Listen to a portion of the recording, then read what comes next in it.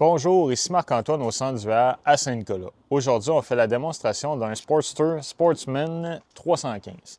On va commencer par faire une tournée à l'extérieur pour ensuite se diriger dans l'unité. Donc, ici, on a simplement une barrure pour maintenir la porte ouverte. Ce qu'on voit ici, c'est l'emplacement pour remplir notre réservoir d'eau fraîche. Donc, lorsqu'on veut fonctionner en mode autonomie sur la route, on n'a pas accès à l'eau, on remplit notre réservoir et c'est à ce moment-là qu'on va pouvoir activer la pompe à eau de l'intérieur pour avoir de l'eau dans notre robinetterie.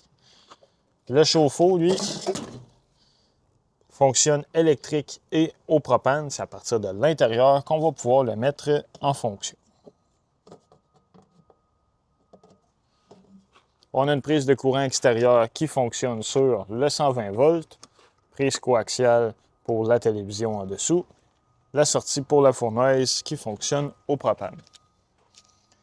Les escaliers ici sont pour accéder à l'espace cargo qui se trouve à l'arrière. Puisqu'on a un espace cargo, on a un porte-rampe à l'arrière, donc on va simplement le débarrer dans cette position et des deux côtés pour ensuite l'ouvrir complètement et l'abaisser, avoir une rampe d'accès qui tombe à l'intérieur. On est muni d'une échelle qui va permettre d'accéder au toit de la fifth wheel. C'est important, on va recommander de monter sur le toit au moins une fois ou 3 mois pour aller valider que nos joints d'étanchéité sont encore bons et que le toit n'est pas endommagé. Ce qu'on veut, c'est prévenir les infiltrations d'eau. Ce qu'on voit ici, c'est des ventilations. Donc, on a simplement besoin de pousser par l'intérieur pour faire une aération puisqu'on a un garage qui se trouve à l'arrière. Connexion pour les câbles et satellites de télévision. On a aussi des pattes stabilisatrices aux 4 coins qui vont permettre de mettre de niveau la fifth wheel et de stabiliser celle-ci.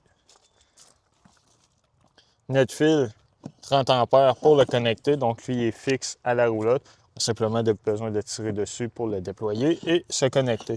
Ça va alimenter un courant 120 volts l'unité. Le tank flush qui se trouve ici va servir à rincer notre réservoir d'eau noire, donc l'eau de la toilette quand on commence à avoir des mauvaises odeurs qui s'accumulent. On connecte le tank flush là, l'eau là en fait, puis ça va effectuer un rinçage du réservoir.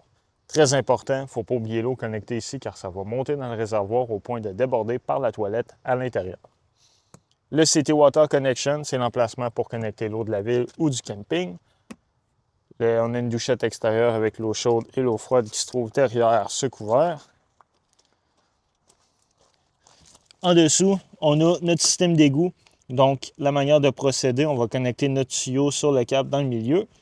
On a une valve noire à la gauche et une valve grise à la droite. La valve noire, c'est pour l'eau de la toilette et la grise, l'eau des éviers et de la douche. Lorsqu'on effectue notre vidange, on va toujours ouvrir la valve noire qui est elle de gauche en premier. Quand c'est vide, on va ouvrir la valve grise, ça va rincer notre tuyauterie. Quand c'est fait, on referme les valves et on remet notre capuchon.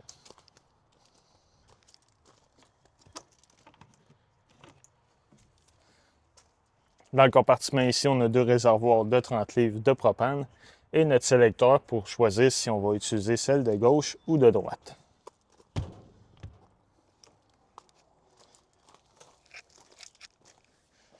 À l'avant, on a un compartiment de rangement, mais c'est aussi l'emplacement pour installer une ou 2 batteries au besoin. Donc, on a les coffres de rangement, les câbles électriques qui sont ici.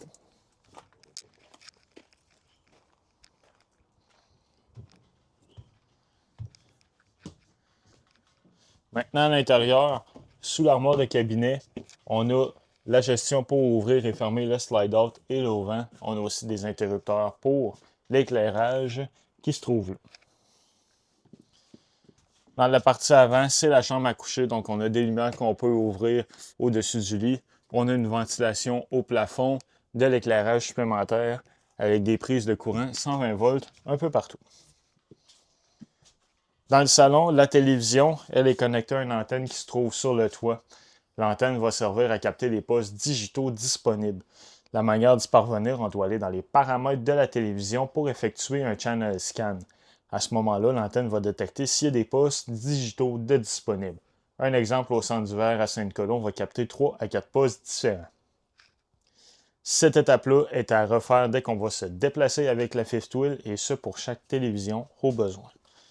On a aussi un radio intégré à l'unité avec des haut-parleurs, fonctionnalité Bluetooth, lecteur CD aussi. Donc, différentes possibilités avec le radio. Deux causeuses avec des repose-pieds qui se déploient. On a le coin dinette qu'on peut convertir en lit. La manière de procéder, on va simplement lever la table, retirer les pattes et se servir de la table comme appui tous les côtés. Repositionner les coussins pour avoir un lit complet. Maintenant, dans la cuisine, on a l'évier avec l'eau chaude, l'eau froide. Un micro-ondes conventionnel comme on a à la maison, lui fonctionne sur le 120 volts. La haute de la cuisinière, donc l'éclairage, la ventilation. La cuisinière, elle, fonctionne au propane. Donc, pour la mettre en fonction, on ouvre les gaz et on effectue les étincelles. Pour la partie du four, on doit ouvrir les gaz et à l'aide d'un briquet, aller l'allumer directement. Le réfrigérateur, lui, fonctionne électrique et propane.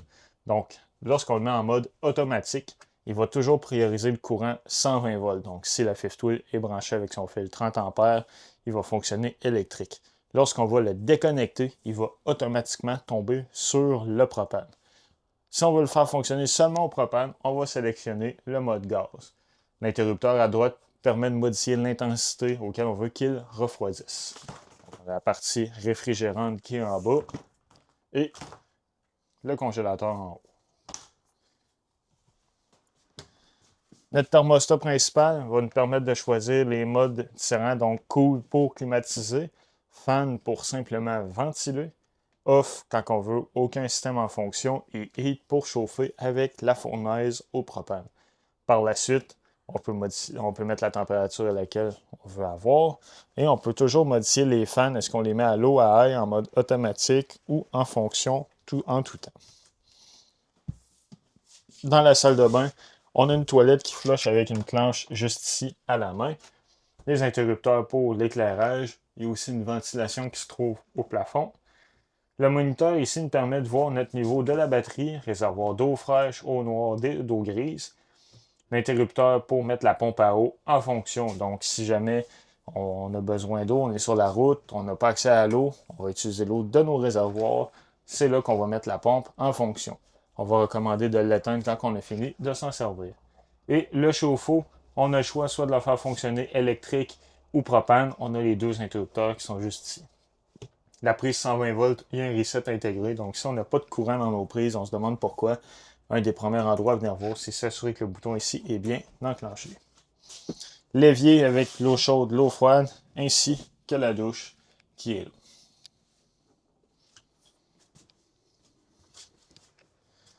En bas complètement, là, c'est notre détecteur de monoxyde de carbone qu'on voit.